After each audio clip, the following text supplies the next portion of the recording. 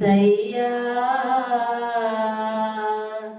నీవు చేసిన మేలుకై నిన్ను గూర్చి లోకమంత చాటనా ఊపిరి ఉన్నంత వరకు పాడనా నిన్ను గూర్చి లోకమంత చాటనా ఊపిరి ఉన్నంత వరకు పాడనా ఏమి ఊగలనయ్యా నా యేసయ్యా నీవు చేసిన మేలుకై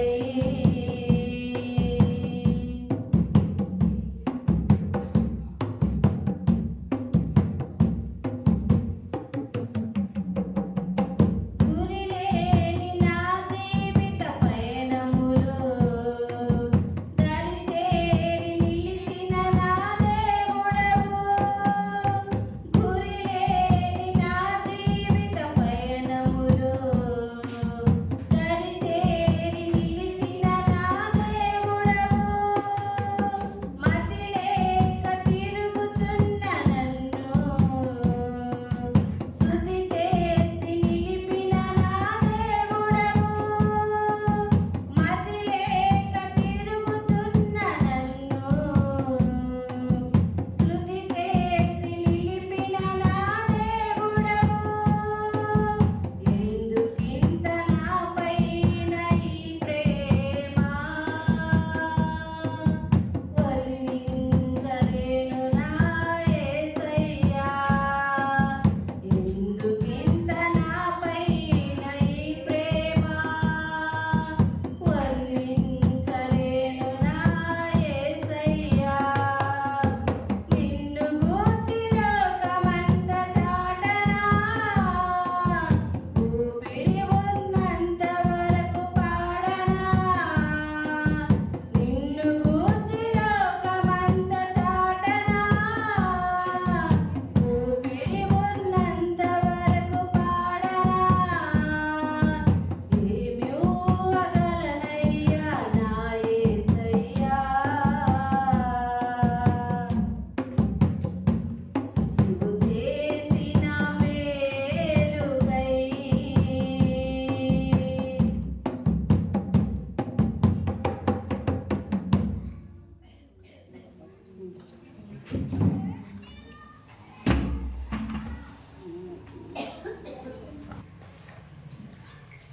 మన తండ్రి అయిన దేవునికి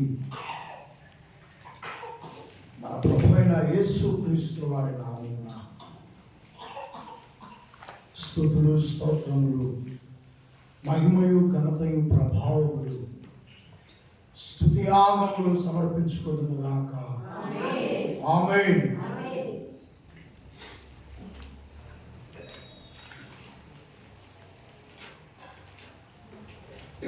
మంచి సందేశం కొరకు ఎదురు చూస్తున్నటువంటి మీ అందరికీ క్రీస్తు నామమున వందనములు తెలియజేస్తున్నాం. ఈరోజు పరిశుద్ధ గ్రంథం నుండి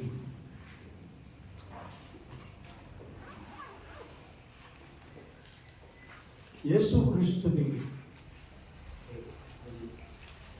వెంబడిస్తూ యేసుక్రీస్తు ఎడల విశ్వాసము కలిగి జీవిస్తున్న ఆ రోజుల్లో జీవించినటువంటి బ్రతికినటువంటి ఒక కుటుంబాన్ని ఈరోజు మనం జ్ఞాపకం చేసుకుంటాం.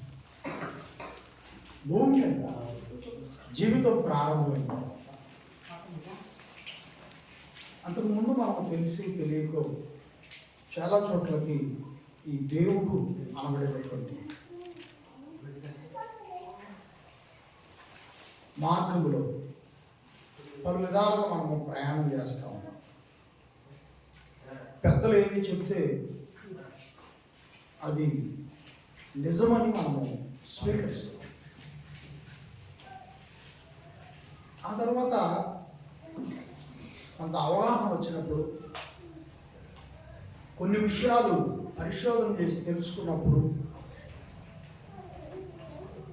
పిల్లలు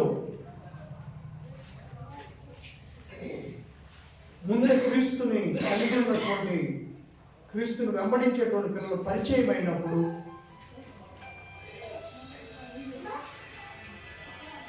యేసుక్రీస్తు యొక్క మార్గం గురించి తెలియనటువంటి వారు వారిని బట్టి తెలుసుకొని ఏదో ఒక మార్గంలో దేవుడు అనేటువంటి ఈ మార్గమును ఎత్తుక్కుంటూ రకరకాలుగా ప్రయాణం చేస్తున్నటువంటి తల్లిదండ్రులకు యేసుక్రీస్తుని గురించి పరిచయం చేసేటువంటి పరిస్థితులు చాలా ఉన్నాయి. గతంలో వాళ్ళు తల్లిదండ్రులు ఏది చేశారో అదే చేసేటువంటి పిల్లలు వీళ్ళు. కానీ వీళ్ళు బయటకు వెళ్ళినప్పుడు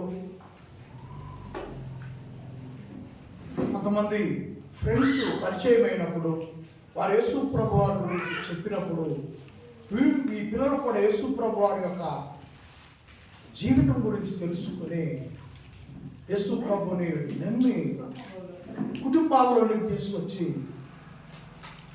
ఏ దారి తెలియక రకరకాల దారుల్లో తిరుగుతున్నటువంటి తల్లిదండ్రులకు యేసుక్రీస్తు యొక్క మార్గాన్ని పరిచయం చేస్తారు. ఇప్పుడు చాలామంది తల్లిదండ్రులు యేసు ప్రభుని పిల్లలు చెప్పినప్పుడు విశ్వసించి యేసు ప్రభు వద్దకు వచ్చి వారిలో ఉన్నటువంటి ఆత్మకు క్రీస్తు వారి ద్వారా రక్షణ కల్పించుకొని కన్నతండ్రిని ఆరాధించేటువంటి కుటుంబంగా దేవుడు అనబడినటువంటి ఆ పేరుతో ఎన్నో విధాలుగా ఎన్నో ప్రాంతాలకు తిరిగినటువంటి ఆ కుటుంబం సువార్త తన పిల్లలు తెలుసుకున్న సువార్తని తల్లిదండ్రులకు చెప్పినప్పుడు తల్లిదండ్రులు ఆ సువార్తను నమ్మి యేసు ప్రభుని రక్షకుడుగా అంగీకరించి విన్న వల్ల మరి చెప్పి బైబిల్ ప్రకారంగా చెప్పిన ఆ క్రమాన్ని ఫాలో అవుతూ ప్రభు వారి శరీరము దాకా ఆయన రక్తము వరకు వచ్చి క్రైస్తవ కుటుంబంగా చాలా చక్కగా కొనసాగుతున్నటువంటి పరిస్థితులు మనకు తెలుసు. క్రీస్తును వెంబడించేటువంటి వారిలో కూడా ప్రతిదీ నేరమని అనుకోకూడదు. తెలియనితనము అనేటువంటిదే మనం చూడాలి. యేసుక్రీస్తుని వెంబడించేటప్పుడు తెలియనటువంటి వాటిని కూడా మనము పలికేటువంటి వారిమై ఉంటాం. తెలియనటువంటి మాటల్ని తొందరపడి ఉపయోగించేటువంటి వారిమై ఉంటాం. బయట విషయాలు ఏదైతే నీకు న్యాయమైందో, ఎక్కడ నీకు అన్యాయం జరుగుతుందో అక్కడ నువ్వు మాట్లాడకపోతే మనుషుల్ని ఈ భూమి మీద మరో మనిషి బతకనివ్వడం అది ఉంది ఇక్కడ. అలాగని నువ్వేమి అనరాని మాటలతో నువ్వు వెళ్ళాల్సిన పని లేదు. అక్కడ నీకు ఏది అవసరమో దాన్ని స్టాండర్డ్గా మాట్లాడి అక్కడ నువ్వు గెలిపోవాలి.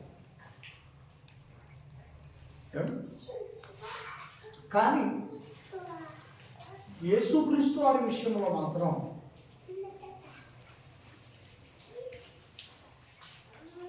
చాలా అర్థం చేసుకోవడానికి చాలా సమయం కావాలి. యేసుక్రీస్తుని అర్థం చేసుకునేదానికి మనము మన మనస్సును మన హృదయమును సిద్ధంగా ఉంచుకోవాలి అనేటువంటిది ఈ కుటుంబాన్ని బట్టి నేను గమనించాను. ఇది ఎందుకు యేసుక్రీస్తుని వెంబడించిన కుటుంబాన్ని చూపించాను మీకు మాటలో. యేసుక్రీస్తుని వెంబడిస్తూ కూడా తొందరపడేటువంటి ఒకవేళ మాట్లాడాము అని అంటే దాని యొక్క పూర్తి అర్థము తెలియకనా అనేటువంటిది మనకి ఇక్కడ చూస్తున్నాం. అది మన జీవితంలో కూడా జరుగుతుంది. మన బ్రతుకుల్లో కూడా తొందరపడి దేవుని విషయంలోనే అవునా కాదా అనేటువంటి కొన్ని డౌట్లు అనేటువంటివి మనలో వాటిని ఎలా మనము సరి చేసుకోవాలి? రెండు విషయాలు: క్రీస్తుని ప్రేమించడం, క్రీస్తుని విశ్వసించడం, యేసుక్రీస్తు కుటుంబంగా మనము జీవించటం. ఒకటి. రెండవది, యేసు ప్రభుని వెంబడిస్తున్నప్పుడు కొన్ని ఒడిదుడుకులు, వాటిని ఎలా సరి చేసుకోవాలి.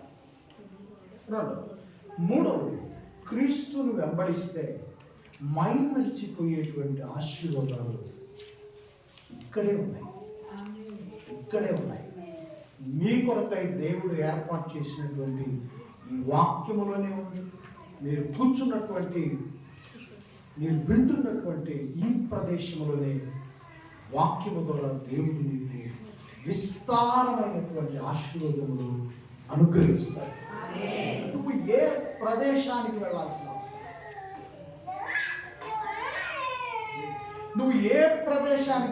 అవసరం, మళ్ళీ ఒకసారి మీరు ఈ పదాన్ని గుర్తుపెట్టుకొని నేను రుజువుతో సహా చూపిస్తాను. నువ్వు ఏ కోట్ల రూపాయలు పెట్టి కట్టినటువంటి దేవాలయం దగ్గరికి వెళ్ళి ఆశీర్వాదాలు పొందుకోవాల్సినటువంటి అవసరం లేదు. అక్కడ నువ్వు కట్టడాలే చూసి వస్తావు తప్ప నీ వెంట ఒక్క ఆశీర్వాదం కూడా రాదు. ఇది కూడా గుర్తుపెట్టుకోండి. ఎందుకంటే ఖచ్చితం లేకుండా నేను ఏది చెప్పను. నేను పూర్తిగా ఆ విషయాన్ని నేను తీసుకున్న తర్వాతే మీకు అందిస్తాను. పరిశుద్ధ గ్రంథంలో ఉన్న మాట. ఆశీర్వాదం ఎలా ఉంటుంది అంటే సమాధి దగ్గర కూడా ఉంటుంది అంటున్నా నేను. సమాధి దగ్గర కూడా ఆశీర్వదిస్తాడు దేవుడు. నువ్వు దేవాలయానికే పోయి ఆశీర్వదించబడాలనుకుంటున్నావు. పెద్ద సేవకుడితో ఒకవేళ మనము కలిసి ఉంటే వాళ్ళతో ధన్యతగా ఆశీర్వాదం అనుకుంటే అది పొరపాటు అంటున్నా నేను. బైబిల్లో పెట్టే అస్సలు మాట్లాడిన అవసరంగా పరిశుద్ధ గ్రంథం నుంచే మాట్లాడాలి. సమాధి దగ్గర కూడా ఆశీర్వాదాన్ని ఇవ్వగలిగిన వాడు క్రీస్తు అని నేను ఈ సమాజానికి రుజువు చేస్తా. ఇప్పటి వరకు మీతోనే ఈ విషయాలు పంచుకుంటున్నా. రానున్న దినాలు ఈ సమాజాన్ని కదిలిస్తా. ఈ సమాజాన్ని, సమాజంలో ఉన్నటువంటి ప్రజలను సమాధుల దగ్గర కూడా యేసు క్రీస్తు ఆశీర్వాదం ఉందని నేను ప్రకటిస్తా. వీడియో కూడా రికార్డు పెట్టించా. నిజంగా ఉందా? నిజంగా ఉంది. మరి పాఠం ఉంటుంది. సరే, ఈరోజు పాఠం ఏంటంటే దేవాలయం దగ్గర పెద్ద దేవాలయం, పెద్ద సేవకుడు, పెద్ద సంఘము అనేటువంటి మార్గంలో ఆశీర్వాదం ఉందా? సమాధి వద్ద కూడా ఆశీర్వాదం ఉందా? పాఠం పేరు రాసుకోండి. పాఠం పేరు రాసుకొని తారీఖు వేసుకోండి.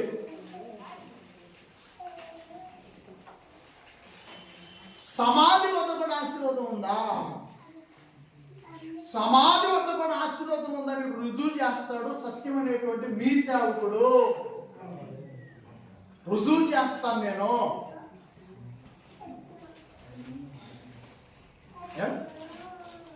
చూద్దా పాట పేరు గొప్ప దేవాలయం దగ్గర ఆశీర్వాదం ఉందా? గొప్ప సేవకుడి దగ్గర ఆశీర్వాదం ఉందా? గొప్ప సంఘం దగ్గర ఆశీర్వాదం ఉందా? సమాధి దగ్గర కూడా క్రీస్తు ద్వారా ఆశీర్వాదం ఉందా? చూసుకొని మనం ఈరోజు ఒకవేళ పూర్తి కాకపోతే చూద్దాం. మరి ఈ రోజుతో సండే ఉందా? ఈరోజు 21 నెక్స్ట్ 28 ఆదివారం ఉంది. మరి ఆ రోజు ఈరోజు మనము 2025 సంవత్సరంలో ఉన్నాం. డిసెంబర్ 21 ఆదివారము తారీఖు. ఈరోజు డిసెంబర్ 21. దేవుడి కలుగును గాక. చూద్దాం, వెళ్దాం. 11వ అధ్యాయం యోహాను గారు రాసిన సువార్త 11వ అధ్యాయము మొదటి వచనం. మరియా ఆమె సహోదరి అయిన మార్త అనువారి గ్రామమైన బేతనియాలోనున్న లాజరు. వినండి, నేను చదువుతున్నాను, నేను చక్కగా అక్కడ ఉందో లేదో పరిశీలన. మీకు అప్పుడు నేను చెప్పిన పాఠం అర్థమైంది.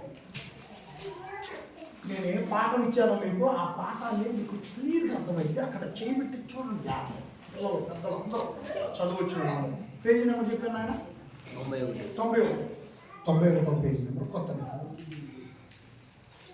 మరియా అను సహోదరి అయిన మార్త అను వారి గ్రామమైన బేతనియాలో ఉన్న లాజరు అను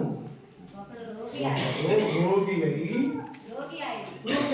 బేతనియా గ్రామంలో కుటుంబం ఉంది.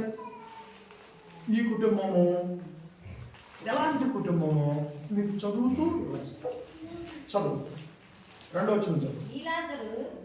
ఈ లాజరు ప్రభువునకు అత్తరు పూసి తల వెంట్రుకలతో ఆయన పాదములు తుడిచిన మరియకు సహోదరుడు. ప్రభు పాదాల మీద అత్తరు పోసి తన తల వెంట్రుకలతో పాదాలు తుడిచి, అంటే ప్రభు పాదాల మీద అత్తరు పోసేదాకా వెళ్ళింది అంటే ఆ కుటుంబం యేసుక్రీస్తుని ఎంతగానో ప్రేమించే కుటుంబం, యేసుక్రీస్తుని ఎంతగానో వెంబడించే కుటుంబం. అత్తరకి ఉన్నటువంటి విలువ ఒక చెప్తాను. ఈరోజు పాల రేట్ ఎక్కువ, నెయ్యి రేట్ ఎక్కువ. నేను తొందరగా చెప్పాలంటే నాకు మీరు సమాధానం చెప్తే నేను ఇంకొక వచ్చినలోకి వెళ్తా. లేదంటే 2-3 వచ్చినాలకే నేను తీసుకున్న టైం అయిపోద్ది. ఇప్పుడు సరే, ఇప్పుడు గెద్ద అరసోడు అనేటువంటి అరసోడు పాలెంత 20 రూపాయలని మీరే చెప్తున్నారు అందరూ. అప్పుడు అరసోడు నెయ్యి ఎంత?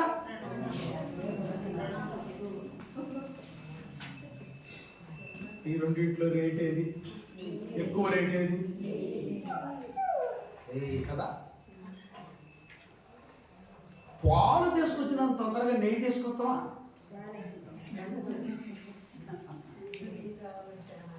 అదే మాదిరిగా ఆ రోజు యేసుక్రీస్తు వద్దకి నెయ్యి కంటే కూడా చాలా రెట్లు ఎక్కువైనటువంటి అత్తరం, చాలా రేటు.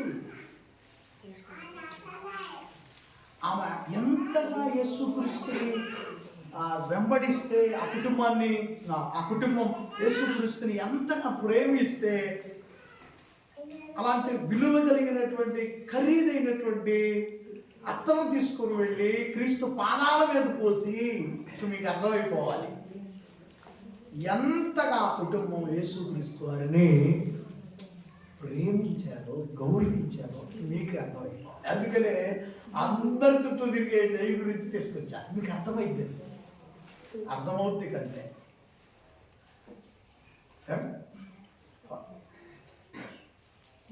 మూడు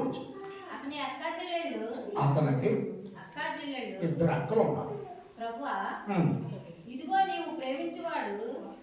యేసు ప్రభు వారికి ప్రభువాని యేసు ప్రభు వారిని పిలిచి ఒక విషయం వాళ్ళు వివరిస్తున్నారు.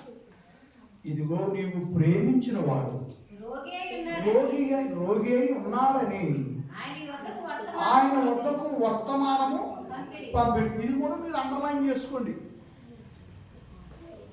వీళ్ళు వర్తమానము పంపించేటప్పటికి లాజరు ఏ స్థితిలో ఉన్నాడు నాకు చెప్పాలండి. చనిపోయాడా? ఆ స్థితిలో ఉన్నాడా? ఇక్కడే ఉంది సబ్జెక్టు. మనం అటు ఇటు వెళ్ళాల్సిన అవసరం లేదు. ఇక్కడ తీసుకుంటే సూపర్ సంగతులు ఉన్నాయి.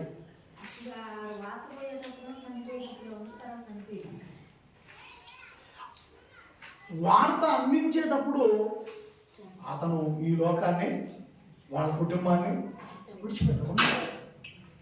వెళ్ళిపోయింది యేసు ప్రభు దగ్గరకు, వార్త వెళ్ళిపోయింది. నెక్స్ట్ చూద్దాం. ఇవన్నీ కూడా తర్వాత మీకు నేను అండర్లైన్ చేసుకోండి, గుర్తుపెట్టుకోండి అన్న దగ్గర అదే వివరణ వస్తుంది. ఏమ్మా? 4 యేసు అది విని ఈ వ్యాధి, ఇది కూడా అండర్లైన్ చేసుకోవాలి మీరు. ఈ మాట వింటే మీకు ఒక మాట గుర్తు రావాలి. ఈ సందర్భం చదివితే మీకు ఇంకొక సందర్భం గుర్తు రావాలి. యేసుక్రీస్తు వారు పలికిన మాటల్లో సందర్భానుసారంగా ఎక్కడెక్కడ ఉన్నాయో ఆ మాటలు మీకు నేను గుర్తు చేస్తాను. అందుకే ఉన్నా మీ పనివాడిగా.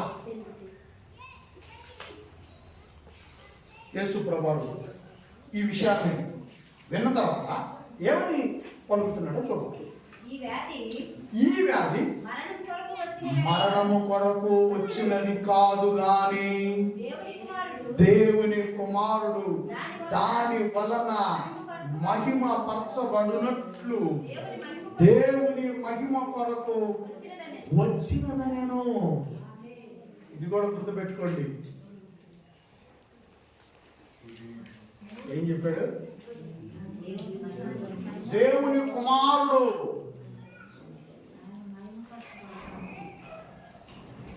ఘనపరచబడాలి, దేవుని నామం హెచ్చింపబడాలి. చూడండి ఎలాంటి పదాలు ఉన్నాయో. ఈ వ్యాధి అతనికి ఓకే రాలా, మరణం కోసం రాలా. అతనికి వ్యాధి వచ్చింది. అక్క చెల్లెలు ఏడుస్తున్నారు, ఇద్దరు అక్కలు ఏడుస్తున్నారు.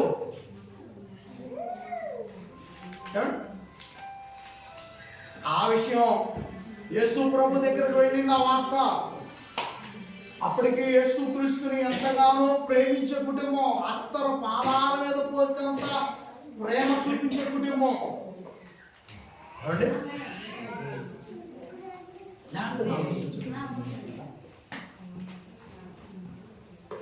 వాళ్ళు పంపించినటువంటి వర్తమానం ఏంటి? యేసు ప్రభు అక్కడ పలుకుతున్న మాటలు ఏంటి? మీ సేవకుడుగా, మీ పనివాడిగా మీరు రమ్మన్న టయానికి నాకు ఒక అర్ధగంట లేట్ అయిపోతే మీలో నా గురించి పుట్టే బాధ ఏంటి?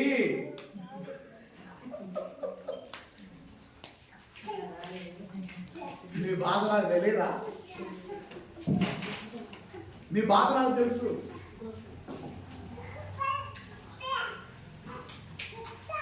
ఏమండి, ఆలోచించండి ఒకసారి. యేసు ప్రభు వారు ఏదైనా యాక్సిడెంట్ అయ్యి కాలు ఆపరేషన్ జరుగుతుంది, చెయ్యి ఆపరేషన్ జరుగుతుంది అని అంటే ఒకవేళ లేటుగా ఈ రోజు కుదరకపోతే రేపు రావచ్చులే అనుకోవచ్చు.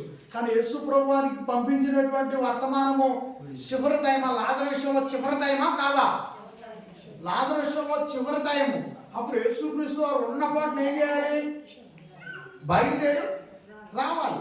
కానీ అక్కడ వర్తమానము పంపిన వాళ్ళతో, అక్కడున్న ప్రజలతో యేసు ప్రభు వారు మాట్లాడుతున్న మాట ఏంటంటే, ఆ వ్యాధి అతను మరణము కోసం వచ్చింది కాదు, దేవుని కుమారుడు మహిమపరచబడాలి, దేవుని నామానికి మహిమ రావాలి, అందుకోసం వచ్చింది అక్కడ.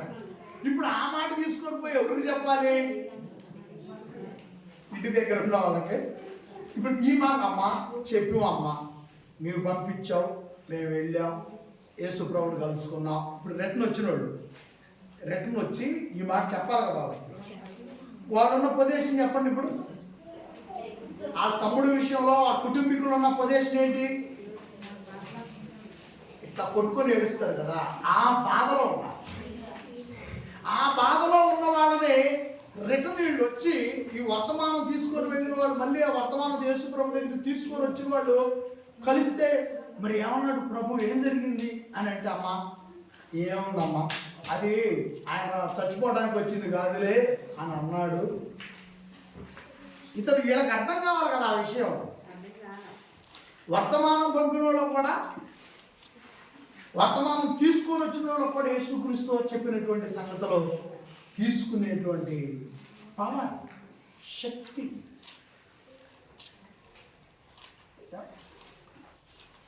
వాళ్ళు ఇంకెంత ఏడిచి ఉంటారో.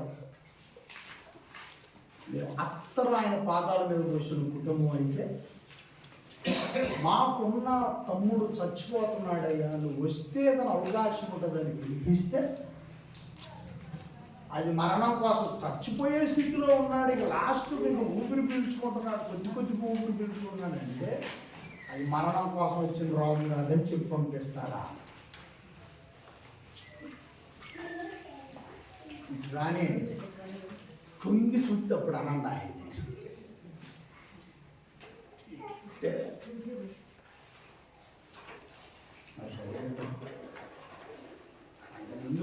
ఇంత అంత పెట్టేవాడు. జీవితంలోకి ఒక మొత్తం అన్నం పెడినప్పుడు అలా నిర్ణయాలండి. ఆ టైంలో వచ్చేది ఇక అయితే ఆ బాధలో ఏమంటే ఆ బాధలో ఏమైందంటే కొత్తగా ఇది బేతని అనుకున్నా, ఇక్కడే ఉన్నారు వాళ్ళ కుటుంబం. కొత్తగా ఈ ఊరు ఏ రోజుకే రాకుండా ఉంటుందా? పోనీ వస్తే అర్జెంటుగా వెళ్ళే ఇల్లేది, ఆ బేతనీకి వస్తే అర్జెంటుగా యేసుప్రభు వారు వెళ్ళే ఇల్లేది వాళ్ళ ఇల్లే. ఇంకేమనుకుంటారంట, మనం ఆ కాలనీ కాడ చూసి తాను వేసుకొని ఎటు కట్టు ఆ బాధలండి. సరే ఏది ఏమైనా వాళ్ళు ఏ నిర్ణయాలన్నా తీసుకోండి. వర్తమానం అయితే వాళ్ళు చెప్పేశారు, చూద్దాం. ఎందుకంటే సమయం లేదు కాబట్టి కొంచెం ముందుకు వద్దాం. 5వ వచనం. యేసు మార్తను ఆమె సహోదరిని లాజరును ప్రేమించను. ఇక్కడ మాటలకను యేసు ప్రభువారు స్పందించే విషయానికి యేసు ప్రభువారు ఈ విధంగా ప్రేమించిన కుటుంబం అయితే వాళ్ళు పంపినటువంటి వర్తమాన విషయంలో తక్షణమే వర్తమానం తీసుకొని వెళ్ళినటువంటి వాళ్ళ వెంట యేసు ప్రభు రావాలి. ఇక్కడ ప్రేమ ఏ స్థాయిలో ఉంది? ఆ కుటుంబం మీద ప్రేమ ఏ స్థాయిలో ఉంది? యేసుక్రీస్తు వారికి ఆ కుటుంబం మీద ప్రేమ నీవు నేను కూడా ఊహించలేనంత హెచ్చుగా ఉంది. కానీ స్పందన ఎలా ఉంది?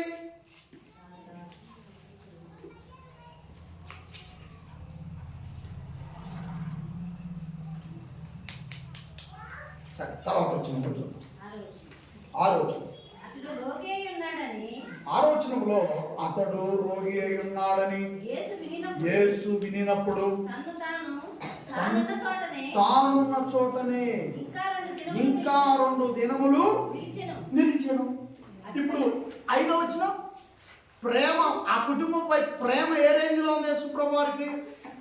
మీ ఊహకు అందనంత ఎత్తులో ఉంది. కానీ స్పందన ఎలా ఉంది? ఇంకా 2 రోజులు బట్టి వాళ్ళు పంపించిన వర్తమానం చచ్చిపోవటానికి రెడీగా ఉన్నారు. గంటల వ్యవధిలో ఉన్నాడు. యేసుక్రీస్తు వారు ఆ గ్రామానికి వచ్చుటకు 2 దినములు సమయం. చూద్దాం తర్వాత కూడా చూద్దాం. ఇవన్నీ కూడా నీలో పొదును పెట్టేటువంటి కత్తి పెట్టకు కూరగాయలు లేకపోతే పొదును పెడతావే, ఆ మాదిరిగా నీ హృదయానికి నీలో ఉన్న మనస్సుకి దేవుని విషయంలో పొదును పెట్టేటువంటి మాటలు. శబ్దం కలిగిన అమ్మా 7వ వచనం. అటు పిమ్మట ఆయన మనము యూదయకు తిరిగి వెళ్ళుదామని తన శిష్యులతో చెప్పగా ఆయన శిష్యులు చూడండి, బోధకుడా ఇప్పుడే యూదులు నిన్ను రాళ్ళతో కొట్ట చూచుచుండిరే, అక్కడికి తిరిగి వెళ్ళుదువా అని ఆయనను అడిగిరి. ఏమ్మా, యేసుక్రీస్తు పైన వ్యతిరేకులు ఏ రేంజ్లో ఉన్నారు? రాళ్ళు తీసుకొని యేసుక్రీస్తుని కొట్టాలన్నటువంటి కక్షతో ఉండిపోయింది. అదే ప్రదేశానికి యేసు ప్రభు మళ్ళీ వెళ్దాం పైన అన్నాడు. ఎందుకంటే అక్కడే ఉంది బేతనీయ, అక్కడే ఉంది ఈ కుటుంబాలన్నీ కూడా. యేసుని ప్రేమించే కుటుంబం అక్కడే ఉంది, యేసుని రాళ్ళతో కొట్టాలనుకున్న కుటుంబాలు కూడా అక్కడ. అందుకని వాళ్ళు అడుగుతున్నారు, నిన్ను ఆల్రెడీ కొట్టాలని చూశారు కదయ్యా, నాకు కూడా భయం పడుతుంది. ఇప్పుడు నీకు తగిలితే రాయి నీ అంటున్న తర్వాత ఏందా ఇది మా పేడాల గారికి దేశం మా ప్రాణాల మీద నువ్వు తీసుకురావడం ఏదయ్యేది. ఈ ప్రాంతం నుంచి ఇంకో ప్రాంతానికి ఎటో కట్టి వెళ్దాం కానీ యేసుక్రీస్తు వారు ఆ విషయంలో ఒప్పుకోలేదు, వెళ్ళాల్సిందే అన్నాడు. 9వ వచనం. అందుకు యేసు పగలు 12 గంటలు ఉన్నవి కదా, ఒకటి పగడ వేళ నడిచిన ఎడల ఈ లోకపు వెలుగును చూసును కనుక అతను ఈ పగలు నడుస్తున్నాడు కాబట్టి వెలుతురు కనపడదు కనుక పగడు. అయితే రాత్రి వేళ ఒకడు, అదే వచ్చిన అయితే రాత్రి వేళ ఒకడు నడిచిన ఎడల వాని ఎరుగు లేదు కనుక వాడు రొట్టెల్లో పడునని చెప్పాను. ఎవరని చెప్తున్నారు? వాళ్ళ పగలు నడిచేవాళ్ళు తొందరగా కింద పడరు, రాత్రిపూట నడిచేవాళ్ళు ఎలుతురు లేదు కనుక పడిపోతారని చెప్తున్నాడు. 11వ వచనం. ఆయన ఈ మాటలు చెప్పిన తర్వాత మన స్నేహితుడైన, చూడండి జాగ్రత్తగా వినండి, ఆయన ఈ మాటలు చెప్పిన తర్వాత మన స్నేహితుడైన లాజరు నిద్రించుచున్నాడు, అతని మేలు కొలప వెళ్ళుచున్నామని వారితో చెప్పగా, చాలు చెప్పేసాడు. లాజరు యేసు ప్రభు వారికి ఏమవుతాడంట? అక్కడ ఉందో చదవండి. స్నేహితుడు అంటే మన స్నేహితుడు లాజరు ఎంత స్థానాన్ని సంపాదించుకున్నాడు యేసుక్రీస్తు వారి. యేసుక్రీస్తు వారిని ఎంతగా ప్రేమిస్తే యేసు ప్రభు వారు మన స్నేహితుడు, నా స్నేహితుడు అని పలకాలన్నమాట. యేసు ప్రభు వారు ఈ మాట శిష్యులతో చెప్పేసరికి అక్కడ ఏమనుంది? నిద్రించుచున్నాడు అంటే కొన ఊపిరితో ఉన్న లాజరు యేసు ప్రభు వారు ఈ మాట చెప్పేసరికి ఏమై ఉన్నాడు? ఇప్పుడు అతను చనిపోయాడు. అతను చనిపోయాడు అన్న సంగతి మరలా తిరిగి సమాచారం ఇచ్చారా? యేసు ప్రభుకే తెలుసా ఆ విషయం. వర్తమానము మళ్ళీ రెండోసారి వెళ్ళాలి కదా, వర్తమానము రెండోసారి వెళ్ళాలి. చనిపోయాడు, కొనూపిరితో ఉన్నాడు, కొనూపిరితో ఉన్నాడు అన్నప్పుడు సమాచారం చెప్పారు. చనిపోయిన తర్వాత ఇంకా సమాచారం చెప్పిన వాళ్ళే లేరు. కానీ అతను చనిపోతాడు, చనిపోయాడు అని ఎవరికి తెలుసు? యేసుక్రీస్తు వారికి తెలుసు. యేసుక్రీస్తు వారికి తెలుసు కనుకనే ఆ వర్తమానము తీసుకొని వచ్చినటువంటి వ్యక్తులతో చెప్పిన మాట ఏంటంటే, ఈ రోగము అతని మరణము కోసం వచ్చింది కాదు. ఇక మీరు వెళ్ళండి, నేను మీ పక్కన మీరు వెళ్ళండి. కానీ ఇక్కడ మాట్లాడేటప్పటికి యేసుక్రీస్తు వారు లాజరు చనిపోయాడని, విశ్రాంతి అని మాట్లాడారు. తర్వాత వచ్చినప్పుడు చూద్దాం, ముగిస్తాను తొందరగా ముగిస్తాను. 12 శిష్యులు ప్రభువా అతడు నిద్రించిన ఎడల బాగుపడునని యేసు. చూడండి ఇక్కడ యేసు ప్రభు చెప్పిన మాటని వాళ్ళు ఎలా తీసుకున్నారు? ఆయన వెంట ఉన్న వాళ్ళు ఎలా తీసుకున్నారు? నిద్రపోతున్నాడు, నిద్రిస్తున్నాడు అని అంటే యేసు ప్రభు చెప్పిన మాట ఏంది? అతను చనిపోయి ఉన్నాడని చెప్పారు. కానీ యేసుక్రీస్తు వెంట ఉన్న వాళ్ళకి ఆ మాట యొక్క భావం అర్థం కాదు. అర్థం కాక వాళ్ళు ఏమడుగుతున్నారంటే, మరి నిద్రపోతూ ఉంటే బాగుపడతారు కదా అంటే వాళ్ళ దృష్టిలో లాజరు ఇంకా చనిపోలేదని యేసు ప్రభువు చెబుతున్నాడు. నిద్రపోతున్నాడు కనుక అతను బాగుపడే అవకాశం ఉందని చెప్పుకుంటున్నారు వాళ్ళు. ఆ విషయం శిష్యులకి అర్థం కాలేదని తర్వాత వచనంలో తర్వాత మాటలో మనకు అర్థమవుతుంది. చూడండి 13. యేసు అతని మరణము గూర్చి ఆ మాట చెప్పినని, ముందు మాట నిద్రపోతున్నాడు, నిద్రించుచున్నాడు అన్న మాట చెప్పిన గాని వారు ఆయన నిద్ర విశ్రాంతిని గూర్చి చెప్పుకొనిరి. కావున యేసు లాజరు చనిపోయెను. మీరు నమ్మునట్లు నేనిక్కడ ఉండలేదని మీ నిమిత్తము సంతోషించుచున్నాను. అయినను అతని వద్దకు మనము వెళ్ళుదుము రండని స్పష్టముగా వారితో చెప్పెను. వాళ్ళు ఏమనుకున్నారంటే నిద్రపోతున్నాడు కదా అనుకున్నారు. కానీ యేసు ప్రభు వారు అతని మరణం గురించి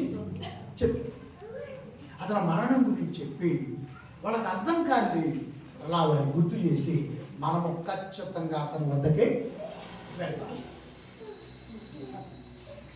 ఈ రోజుల్లో మనము ఒక మనిషి చనిపోయిన తర్వాత ఏదో కుటుంబాన్ని పలకరించడానికి బంధువులు వెళ్తాం. చూద్దాం ఒక 5 నిమిషాలు 16 వచ్చి 5 నిమిషాలు. అందుకు దిదిమానబడిన తోమ ఆయనతో కూడా చనిపోవుటకు మనము వెళ్ళుదమని తన తోటి శిష్యులతో చెప్పాను.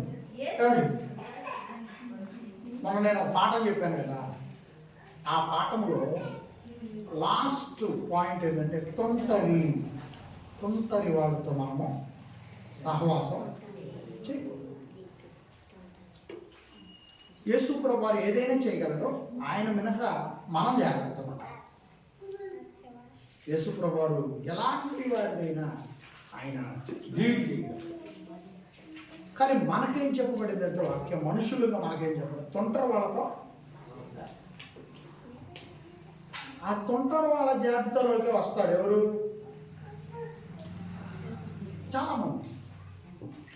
చాలామంది మనుషులు తొంటరి వాళ్ళ జాబితాలోకి సందర్భానుసారం వస్తారు. వీళ్ళు చేసే పనులు అవన్నీ కూడా మనం పాఠంలో చెప్పుకున్నాం. తొందరపాటుగా డైలాగుల్ని మనం ఇస్తాం. ఇక్కడ చెప్పబడేటువంటి మాట ఏంటంటే ఆయన తొందరతనం మనకు సంబంధించింది, కానీ ఇక్కడ చెప్పబడేటువంటి వ్యక్తికి సంబంధించింది. ఆయన ఏదో మాట్లాడాలనుకుంటారు, మాట్లాడుతున్నారు. వాళ్ళు మాట్లాడేటువంటి మాటలు వేరు, మనం మాట్లాడుకునే మాటలు వేరు. మనం జాగ్రత్తగా ఉండాలి. వాళ్ళు అప్పటికి జాగ్రత్తగా ఉన్నారు, ఆ తర్వాత సరి చేసుకున్నారు. ఈయన ఏమంటున్నాడంటే మనము ఆ చనిపోయిన వాటితో కూడా చచ్చిపోవడానికి వెళ్ళాలా? ఏమండి? కనుక చూడండి 19 వచ్చిన అందుకు దిదిమానబడిన తోమ ఆయనతో కూడా చనిపోవుటకు మనము వెళుదుము. మనము కూడా వెళ్ళాల్సిన పరిస్థితి వస్తున్నాను తన తోటి శిష్యులతో చెప్పాను.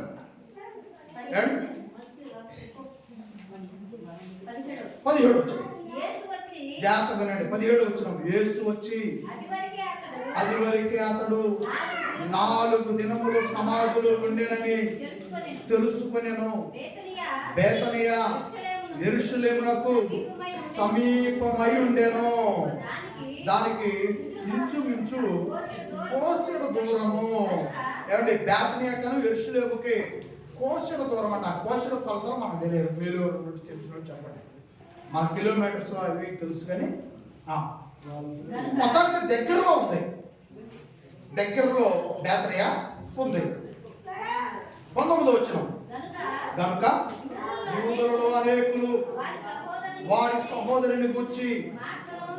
సహోదరుని గూర్చి మార్తను మరియను ఓదార్చుటకై వారి వద్దకు వచ్చి ఉండిరి. మార్త యేసుతో యేసు వచ్చుచున్నాడని విని ఆయనను వెళ్ళాను, కానీ మరియా ఇంటిలో కూర్చుండి ఉండెను. 2 జరుగుతున్నాయి ఇక్కడ, 2 విషయాలు జరుగుతున్నాయి ఇక్కడ. యేసు ప్రభు బేతనియాకు వచ్చాడని వార్త ఆ కుటుంబానికి తెలిసింది. ఆ కుటుంబానికి తెలిసి వెంటనే మరియ ఇంట్లో ఉండిపోయింది.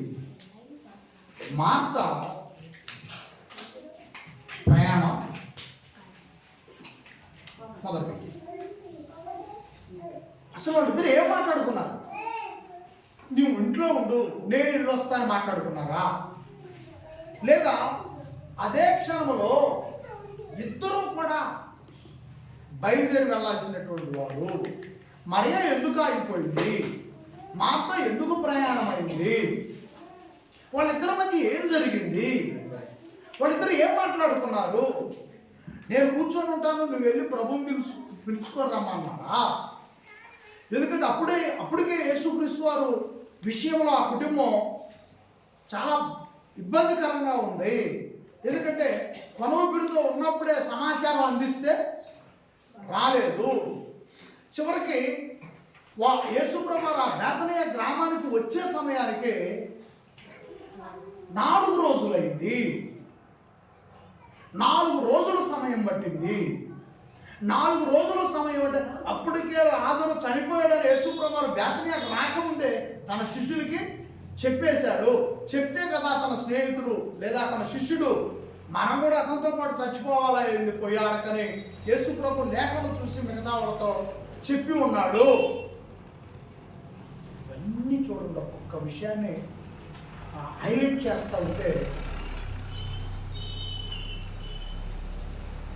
ఆ విషయాన్ని ముందుకు తీసుకొని వస్తూ ఉంటే కానీ మనకు అర్థం కావట్లేదు. వాళ్ళ ఇంట్లో ఏం జరిగిందో కానీ వాళ్ళు ఏం మాట్లాడుకున్నారో మరే మాత్రం ఆగిపోయింది, మార్త మాత్రం సాగిపోయింది. ముందు బయటకు వచ్చేసింది. ముగిస్తున్నా, ఒక్క 2 నిమిషాలు, 2 లేదా 5 నిమిషాలు తర్వాత వచ్చింది. 21 వచ్చిన మార్త యేసుతో చూడండి వచ్చింది. యేసు ప్రభువుని ఆ వీధిలోనే కలుసుకుంది. ఇంటి దాకా కూడా వెళ్ళాలా, వీధిలోనే కలుసుకుంది. మార్త యేసుతో, ప్రభువా నీవు ఇక్కడ ఉండిన ఎడల నా సహోదరుడైన లాజరు సావకుండా ఉండును. అంటే యేసు ప్రభు వారికి ఆ వార్త తెలియదు అనుకుంటున్నామే. ఎవరు? మార్త. యేసుక్రీస్తు ప్రభు వారికి లాజరు చనిపోయాడన్న సంగతి తెలియదు కదా. కనుపిడితో ఉన్నప్పుడు కదా మనం సమాచారం ఇచ్చాం. ఇప్పుడు నేను అర్జెంటుగా వెళ్ళి ఆయన చనిపోయాడని చెప్పాలి అని వెళ్ళి, ప్రభువా నువ్వు ఎప్పుడు ఉండుంటే మా తమ్ముడు బతికేవాడు, నీవు లేకపోవటం వల్ల చనిపోయాడు, ఆ విషయం నీకు చెప్దామని నేను వచ్చానయ్యా. ఆల్రెడీ యేసుక్రీస్తు వారు తన శిష్యులతో ఏమని చెప్పాడు? లాజరు నిద్రిస్తున్నాడు. వాళ్ళు నిద్ర అనుకున్నారు. మరలా తర్వాత చెప్పాడు లాజరు మరణించాడు, మనం అక్కడికి వెళ్ళాలి. మనం అక్కడికి వెళ్తే వాళ్ళు రాళ్ళు తీసుకొని రెడీగా ఉన్నారంటారు వీళ్ళు.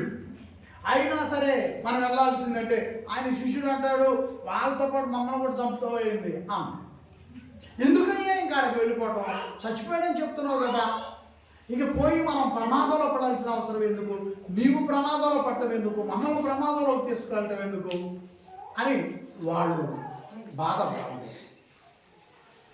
ఏదేమని ఇవన్నీ కూడా పక్కన పెట్టేసి యేసుప్రభు వారు ఆ గ్రామానికి 4 రోజుల తర్వాత వచ్చాడు.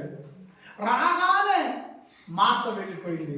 నువ్వు ఉండుంటే బాగుండయ్యా, మా తమ్ముడు బతికుండేవాడు, అది చచ్చిపోయాడు అతను అని వివరాలు అందిస్తూ ఉంది. సరే ఆ బాధ ఆమె చెప్తుంది, విందాం, ముగిద్దాం. 22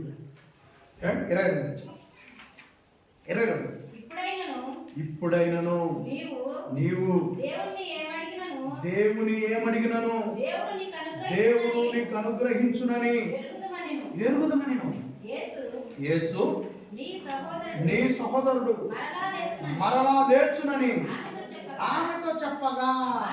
అవును, ఇక్కడ ఆమె మొదటి మాట చాలా బలమైనటువంటి మాట మాట్లాడింది. ఆ మొదటి మాట యేసు ప్రభువారు ఆ విషయాలన్నీ చెప్పిన తర్వాత ఆమె మాట్లాడుతుంది, ఇప్పుడైనను 22 వచనం, ఇప్పుడైనను నీవు దేవుణ్ణి ఏమి అడిగినను దేవుడు నీకును అనుగ్రహించునని ఎరుగుదునని చెప్పింది. బాగా మాట్లాడింది, చాలా చక్కగా ఉంది ఆ పదం. ఇప్పుడు యేసు ప్రభువు వారు తీసుకున్న చెప్పినటువంటి మాటను కూడా అదే విధంగా తీసుకోవాలి. యేసు ప్రభు వారు ఏమంటున్నాడు? యేసు 23 వచనం, యేసు నీ సహోదరుడు మరలా లేచునని ఆమెతో చెప్పగా, ఆమె 22వ వచనములో బలమైన నమ్మకం కలిగి ఉంది కనుక 23వ వచనములో యేసు ప్రభు వారు నీ సహోదరుడు లేచునమ్మా, ఏం బాధపడవకమ్మా అన్నాడు. అప్పుడు 24వ వచనం, మార్త యేసు ప్రభుతో అంత్య దినమున, అంటే ప్రభువారు ఈ రెండవసారి రామై ఉన్నాడు, ఆ సంగతి నమ్మింది. యేసు ప్రభు చెప్పినప్పుడు నమ్మింది. ఆ రోజు అంత్య దినం ఒకటి ఉంది, ఫైనల్ రోజు అది. ప్రపంచంలో మరణించిన వాడు అందరూ తిరిగి లేచే రోజు అది. ఆ రోజును గుర్తు చేసుకుందామె.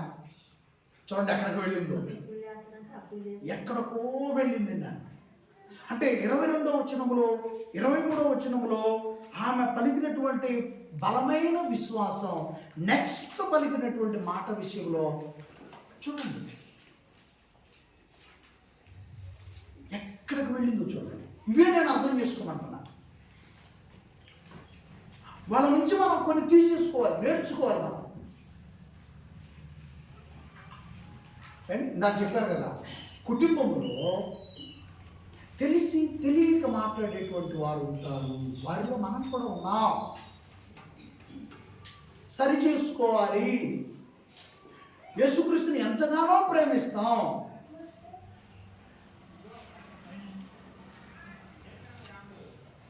ఇవన్నీ కూడా మీకు ఒక్కొక్కటి సమాధానం ఇస్తున్నా. మొదట నేను ఏ విషయాలైతే మీకు రేట్ చేసి చూపించానో ఆ విషయాలకు సమాధానాన్ని మీకు చూపిస్తున్నాను. దేవుని ప్రేమించారు, ఆ కుటుంబం ప్రేమించారు. మన కుటుంబాల్లో కూడా తొందరపడి డైలాగులు వాడేవాళ్ళు ఉన్నామా? ఉన్నాం. అది ఆమె విషయంలో కాదు, మన విషయంలో. Okay, right. ఆమె అంత్య దినమున 24 అంత్య దినమున పునరుద్ధానమందు లేచునని ఎరుగుదననేమో. అంటే ఇప్పుడు నా ఒక విషయం అయితే నమ్మింది ఆమె. చనిపోయిన వారు తిరిగి లేస్తారని యేసు ప్రభు వారు చెప్పినప్పుడు ఆ కుటుంబం నమ్మింది, విశ్వాసం ఉంచింది. 25 అందుకు యేసు చూడండి, యేసు ప్రభు వారు ఏం చెప్తున్నాడు?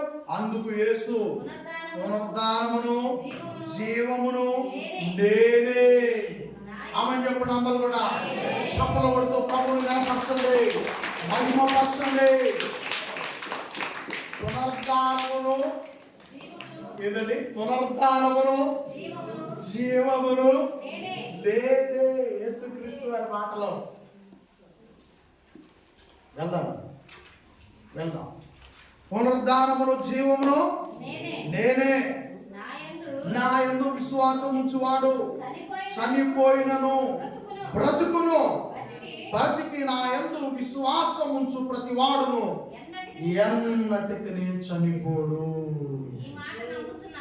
ఈ మాట నమ్ముచున్నావా?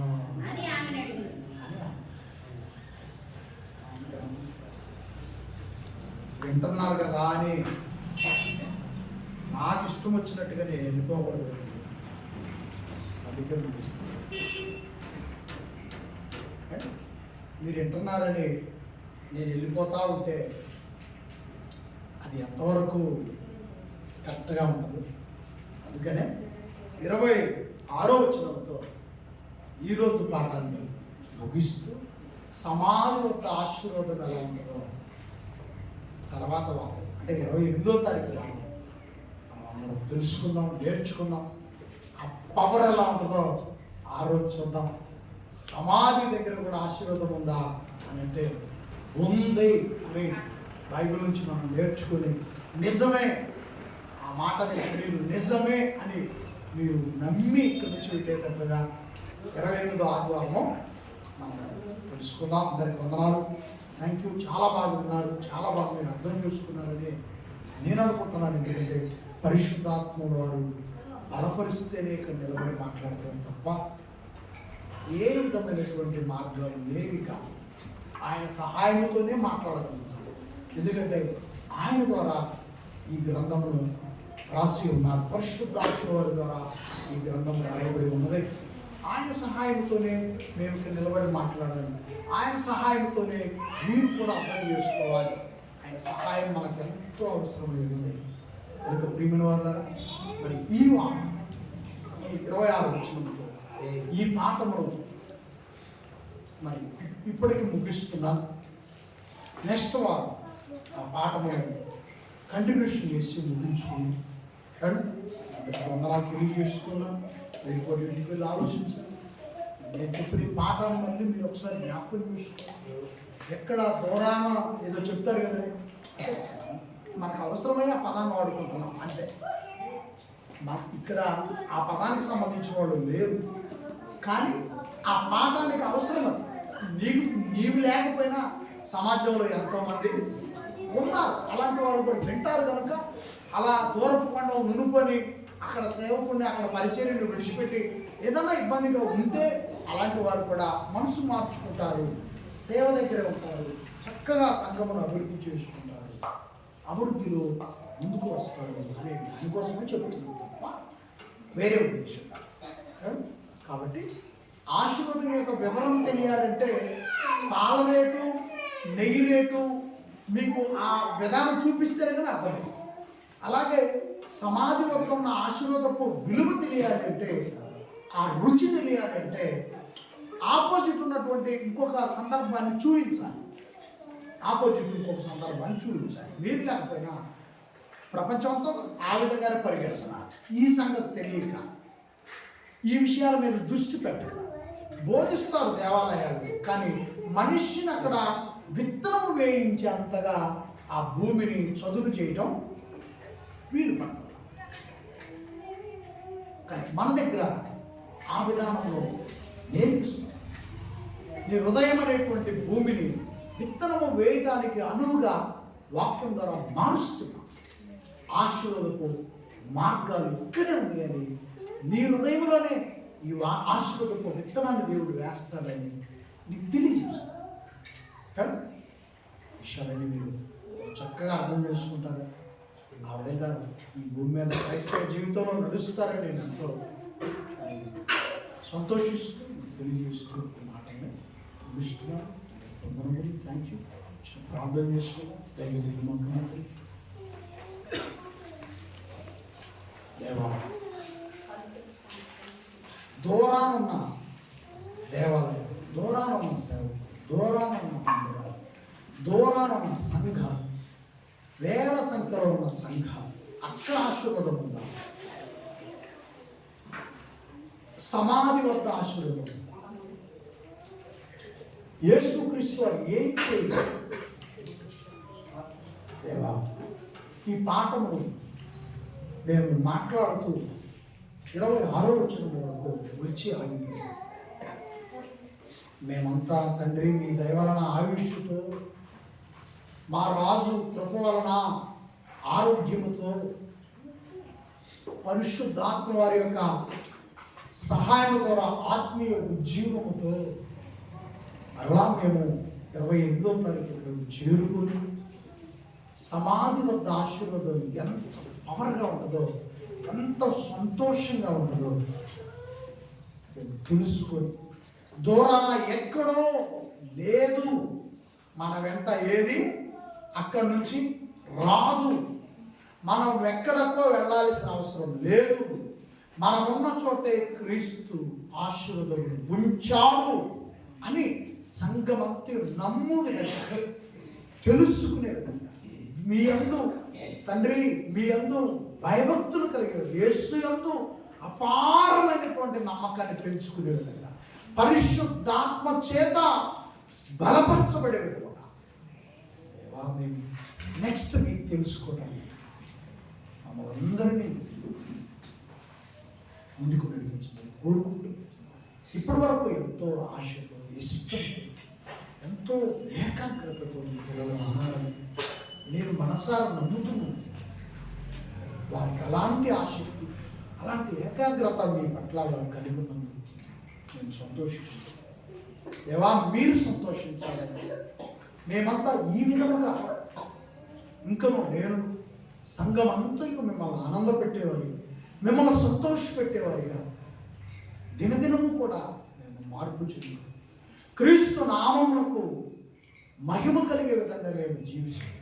పరిశుద్ధాత్మ వారి పరిరక్షణలో ఉంటూ ఆయన సహాయంతో మేము జీవిస్తూ ఉన్నామని కోరుకుంటూ ఆ విధమైన దీవెన కుటుంబాలుగా, పెద్దవాళ్ళకు, చిన్నలకు, సమీపస్తులకు, దూరస్తులకు, బిడ్డలకు, సంఘ బిడ్డలందరూ, క్రీస్తు సంఘం యొక్క సభ్యులందరికీ మీ ద్వారా పొందుకోవాలని కోరుకు నడిపించడం వేడుకు.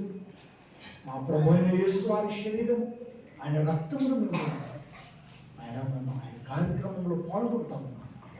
ఆ ప్రభు మా కొరకై ఈ భూమి మీద చేసినటువంటి త్యాగం, ఆయా కుటుంబాలుగా ఉన్న మమ్మలను తండ్రి మీ కుటుంబంగా చేసినటువంటి మా రక్షకుడు ఒకే కుటుంబంగా చేశాడు. తండ్రి మీ కుటుంబముగా మమ్మల్ని చేర్చాడు. క్రీస్తు మరణముతో ఆయన రక్తము చిందించి మా పాపములను తీసివేసి మమ్మల్ని మీ కుటుంబంగా చేశాడు. పరిశుద్ధాత్మ వారి కుటుంబాన్ని పరిరక్షిస్తాడు. మా రాజు శిలువ త్యాగానికి, ఆయన మరణ త్యాగానికి కృతజ్ఞతలు చెల్లించుకుంటాం. మా ఎడల ప్రభు చేసిన ప్రతి మేలును బట్టి మీకు కృతజ్ఞత స్తోత్రములు సమర్పించుకుంటూ, పరిశుద్ధాత్మ చేస్తున్న ప్రతి సహాయం బట్టి కృతజ్ఞత స్తోత్రములు మీకు సమర్పించుకుంటూ యేసు వారి నామముని ప్రార్థన అడిగి వేడుకొచ్చున్నాము తండ్రి. ఆమేన్. అందరం కలిసి తండ్రికి థ్యాంక్స్ తెలియజేద్దాం. చెప్పండి నాతో పాటు, thank you daddy, thank you Jesus, thank you Holy Spirit. Yesu మహారాజుకి జై.